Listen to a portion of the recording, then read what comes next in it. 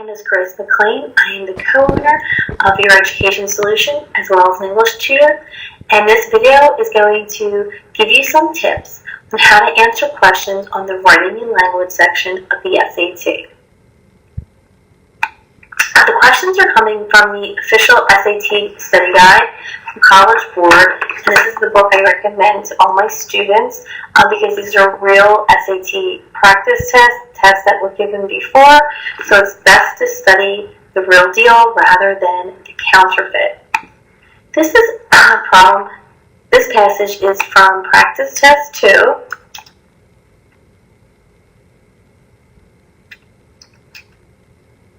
Of the Writing and Language section, and if you have the book, it's on page 436.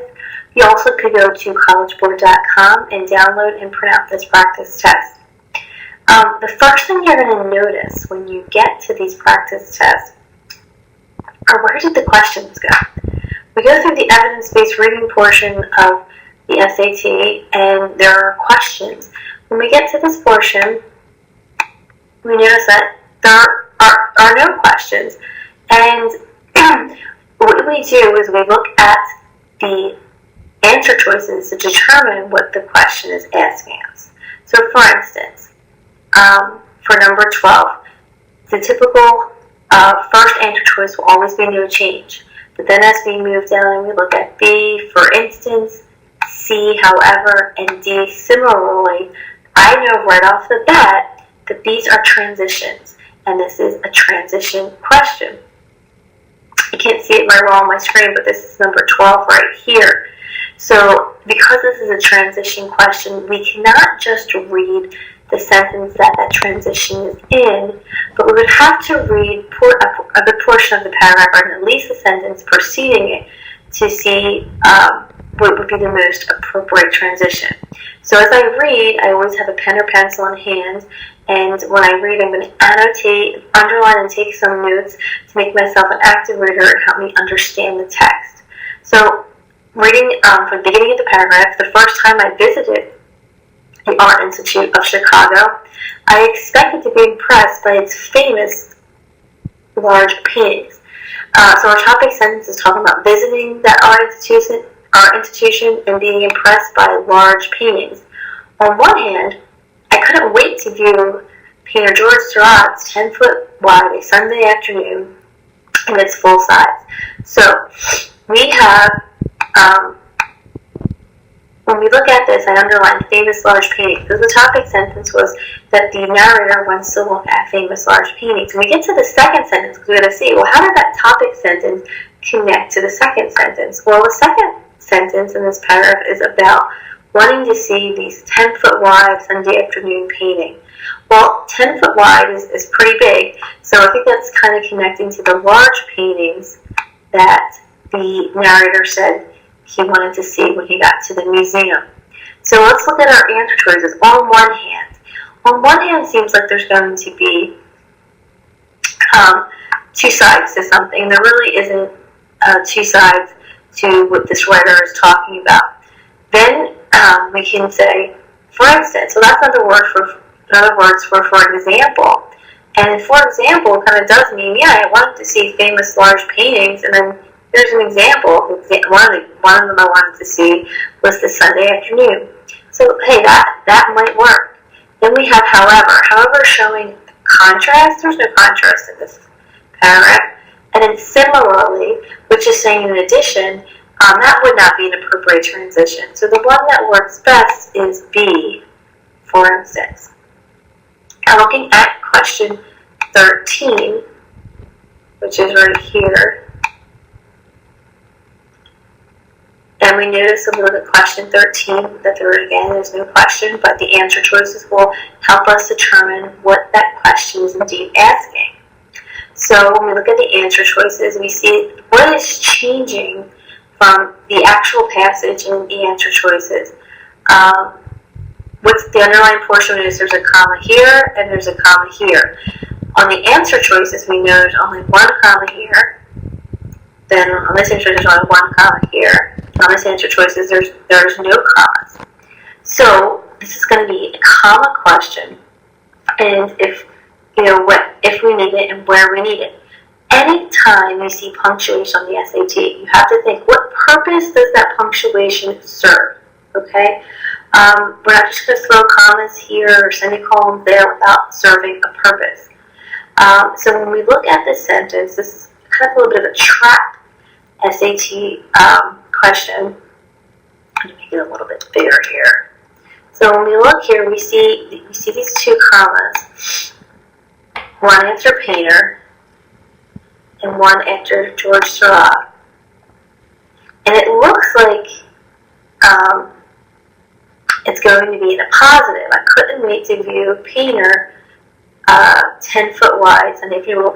That doesn't make sense. And a positive is extra information. So if you think it's going to be in a positive or that extra information that you're going to comma off, it's not essential, we'll take it out of the sentence and see if the sentence will make sense. It doesn't make sense. So it's not in a positive, so we don't need to comma that extra information off. It's actually a noun phrase modifying this painting Sunday afternoon. It's the same thing as saying, my friend's dog. Alright? We're identifying whose dog it is. And in this sentence, here, we're identifying what painting it is. Okay? The painter, George Seurat's 10-foot painting.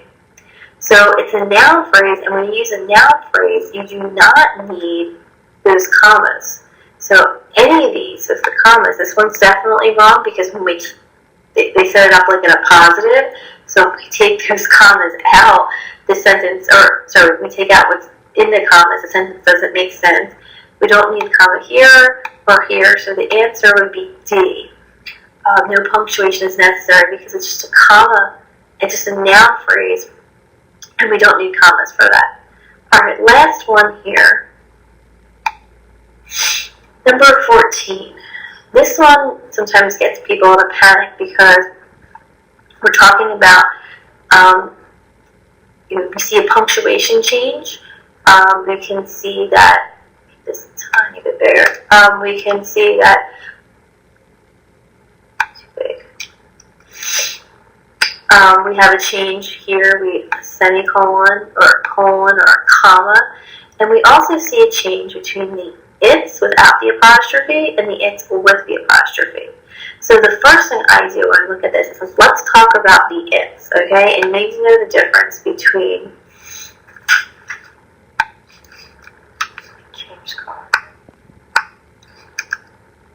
it's with the apostrophe and it's without the apostrophe.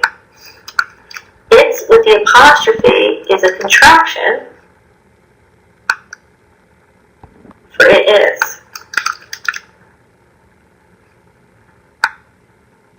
It's without the apostrophe. It's just ownership or possession. So the first thing I do is I just substitute we see here in the sentence that it has the apostrophe. Let's see if it's right. One of my favorite exhibit at the museum was one of it is tiniest. Well, that doesn't make sense. So we know it's not no change because that can't work, and anything else with the apostrophe can't work. So now we're between B and C.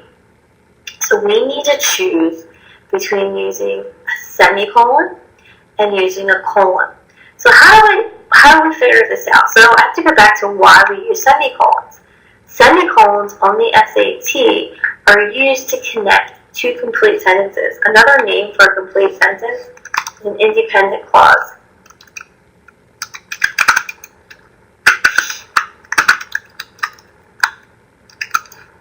Okay, so a semicolon technically would have an independent clause on one side, plus another independent clause, and a semicolon would come in the middle.